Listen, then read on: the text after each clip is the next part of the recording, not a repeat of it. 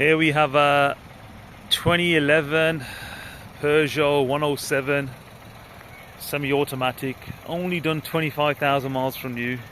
It's in decent condition for what it is. We've just given it a gearbox service, engine service and a full valet inside out. Only 25,000 miles. Air conditioning works perfectly fine. You got a couple of little marks on the bodywork. There's that little patch there. It is a Cat N. It was damaged from the back, so what we've done was replace the tailgate and repair this section here. It's not a bad job, to be fair. Good tyres all the way around. Interior is nice and clean.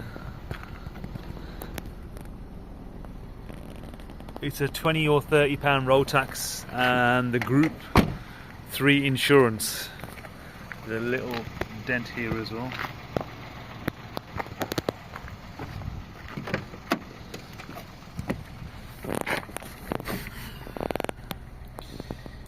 $25,000 miles.